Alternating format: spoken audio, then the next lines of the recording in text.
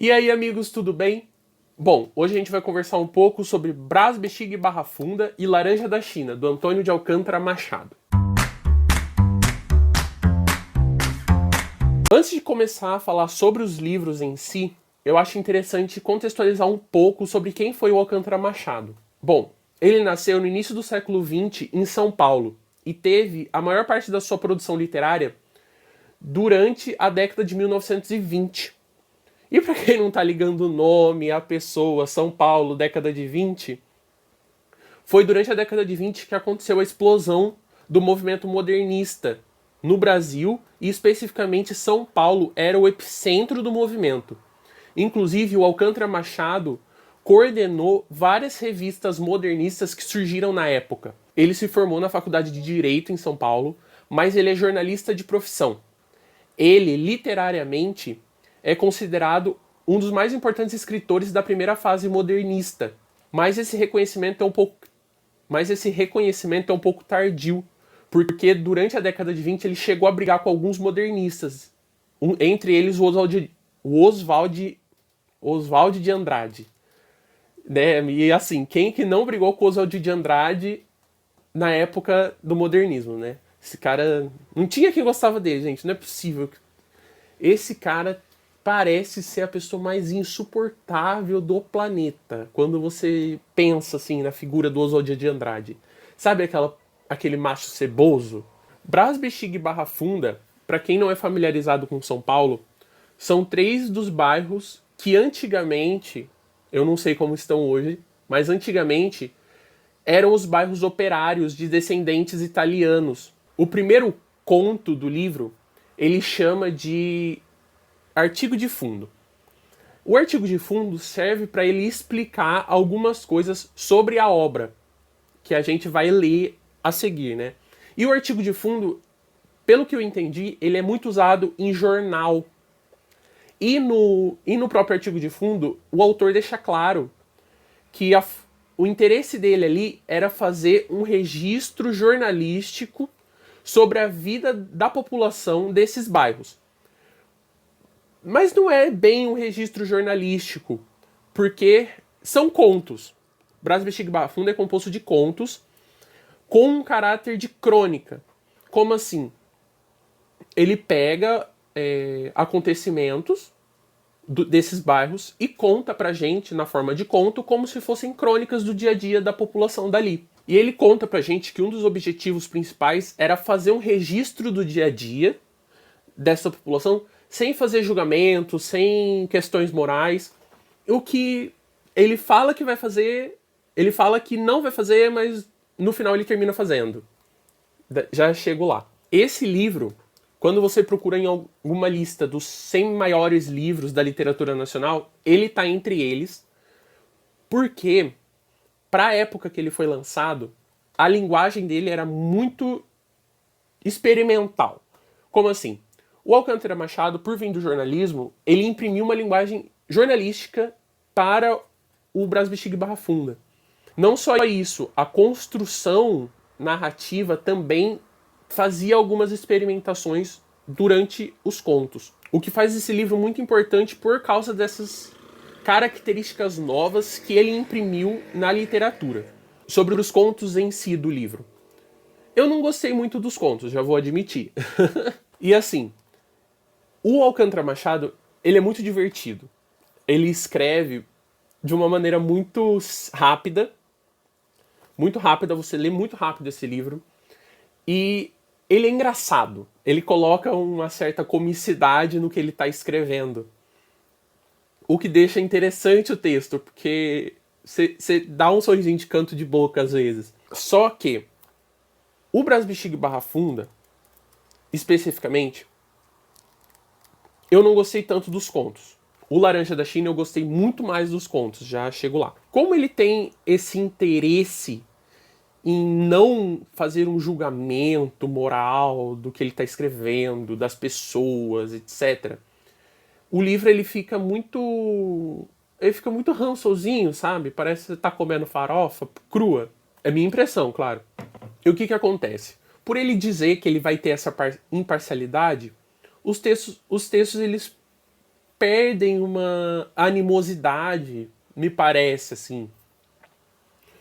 Só que, conforme você vai lendo os contos, você vai chegando em alguns que, embora você veja que ele tenha dito que ele não quer julgar, não quer dar opiniões sobre o que ele está escrevendo, você sente que ele tá... Manja quando a pessoa te conta uma história, pede pra você não rir, só que no final a pessoa tá sorrindo, assim?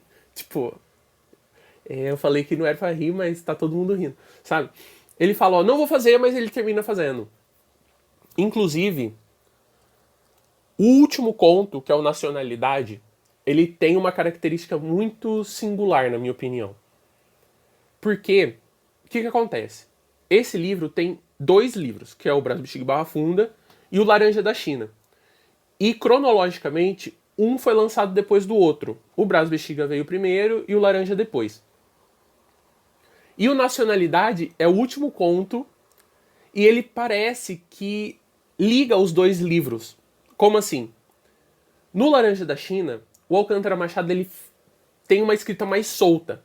Como ele não tem um objetivo com esse segundo livro, ao contrário do primeiro, ele se permite usar mais ironia, usar mais comicidade, julgar mais o que ele tá, os personagens que ele está escrevendo. E o Nacionalidade fica ali perdido no meio entre ser uma coisa do Brás Bexiga e Barra Funda e ser uma coisa do Laranja da China. Se você pega e lê esse conto sozinho, ele é muito bom, eu gostei muito, foi um dos que eu mais gostei do primeiro livro. Só que, como um conjunto, você percebe que ele tá numa transição. Ele faz muito mais sentido se você ler tudo que veio antes e tudo que vem depois. Isso é muito interessante. Por quê?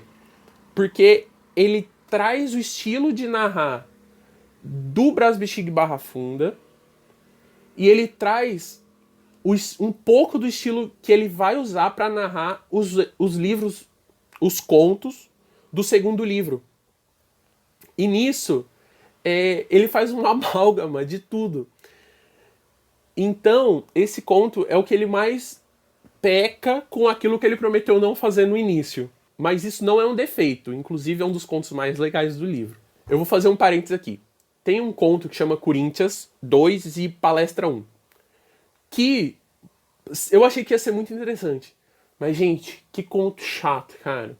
Depois, por favor, deixa nos comentários o que vocês acharam desse conto. Porque esse conto realmente não dá. Eu comecei a ler, eu falei, cara, que conto chato, meu Jesus amado. Porque eu achei que seria interessante você ver ele contando como que se era uma partida de futebol na década de 20. Só que, péssimo, péssimo. Realmente, eu vou ser repetitivo, mas eu tenho que deixar isso claro. O Brás Bexiga e Barra Funda não é tão legal. Já o Laranja da China é muito mais legal. Nesse segundo livro, ele troca a temática. Ele ainda continua falando de São Paulo, muito alinhado a uma questão que surge na década de 20, que é de uma nacionalidade, entender o que é, né, essa população brasileira, a partir de uma perspectiva modernista. Então, ele vai falar muito de São Paulo, da cidade de São Paulo, da construção de São Paulo como população. Por isso que no primeiro livro ele escolhe falar dos imigrantes italianos, e nesse segundo ele deixa solto, assim, ele fala dos italianos, ele fala de outras classes sociais, né, porque como ele fala muito da classe operária no primeiro, nesse segundo ele já vai falar da população mais rica, das pessoas do interior. Só que assim, ele fala de um jeito muito snob. Inclusive, esse livro que eu tenho, ele tem algumas notas no final que vão explicar que, embora o Alcântara Machado buscasse enaltecer, né, essa São Paulidade na escrita dele, ele nasceu de uma família rica de São Paulo. Então, ele tem muito um snobismo quando ele fala de tudo que ele está escrevendo. Já que eu puxei esse sentido dele ser snob, eu já deixo claro pra vocês, pra quem for ler, pra quem se incomodar com isso, eu particularmente fiquei muito incomodado, que ele é muito racista ao se tratar de pessoas negras. Então, pra quem não gosta ou tem muita dificuldade com isso, eu não indico o livro, tá? Porque realmente são coisas muito pesadas e muito escrotas. Então, ao contrário do primeiro livro, esse segundo ele não tem um objetivo. Mas ele tem uma linha de ação, digamos assim. Por quê? Todos os contos, eles têm títulos semelhantes. Eu vou ler os 5 primeiros aqui. O revoltado Robespierre, o patriota Washington, o filósofo Platão, a apaixonada Helena, o inteligente Cícero, que não necessariamente é um objetivo, mas tem uma linha. Ele cria o título, me parece que ele cria o título antes de criar o conto. E a partir disso ele vai esmiuçando o que seria o revoltado Robespierre. Só que nisso ele vai criando esses personagens, esses contos com muita ironia, com muita galhofa. Tem um conto que é o típico conto do caipira que junta a família toda e vai dar um passeio na capital por uns tempos. Aí lá ele é feito de bobo, acontecem vários problemas ali de cunho. Ah, olha o caipira ignorante. Mas esse conto ele é muito engraçado. Ele tem uma cena que é de um bicho subindo num cara enquanto a família toda tá no bonde, que é fantástica. Procura esse conto no Google, O Ingênuo Dagoberto, que ele é fantástico. Foi um dos que eu mais gostei de toda a coletânea. Os outros também valem muito a pena. Para quem for procurar esses livros, procurem uma edição que tenha os dois, o Brás Bexiga e o Laranja da China. Porque vale muito a pena ler os dois um seguido do outro.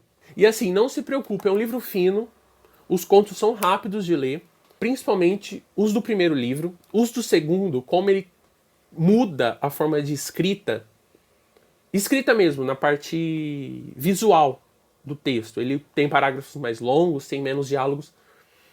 Demora um pouco mais para ler, mas é uma delícia, porque, como eu já disse, é engraçado. Eu vou deixar na descrição uma lista dos contos que eu mais gostei dessas coletâneas, para vocês darem uma olhada.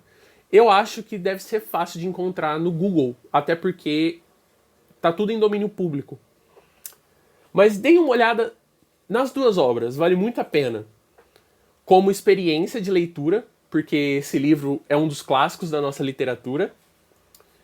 E porque são rápidos, dá pra ler no ônibus, dá pra ler indo pra trabalhar, dá pra ler não saindo de casa, não saiam de casa, estamos no meio de uma pandemia. E eu tenho interesse de comentar alguns contos específicos dessa coletânea. Contar o enredo, contar o que eu achei. Se vocês têm interesse nesse tipo de conteúdo, por favor, deixa nos comentários, porque eu tô pensando em criar novos vídeos só comentando contos. Então, antes de encerrar, eu queria comentar um conto, que é o conto que abre a coletânea Brás Bexiga Barra Funda. Tem uma coletânea de contos que chama Os 100 Contos Essenciais, ou 100 Contos brasileiros. É alguma coisa de 100 contos mais importantes da nossa literatura no século XX. E um desses contos chama Gaetaninho, que foi escrito pelo Alcântara Machado. Quando eu fui ler o Gaetaninho, e eu fui ler com a mentalidade de, porque esse é um dos contos mais importantes. Daí eu quero comentar um pouco sobre isso. O Gaetaninho, na minha opinião, é um dos contos que mais traz a essência do que o Alcântara Machado quer fazer com o Brás Bexiga e Barra Funda, que é dar um panorama sobre a sociedade de São Paulo. Qual que é o enredo desse conto? O Gaetaninho quase é atropelado. E ele conta que ele sonhou com uma tia morrendo e acontecendo um cortejo fúnebre em que tinha um carro e que ele ia à frente, todo bem vestido e sendo visto por todo mundo que ele conhecia durante esse cortejo. E no final do conto, spoiler, ele tá jogando bola com alguns amigos e ele é atropelado.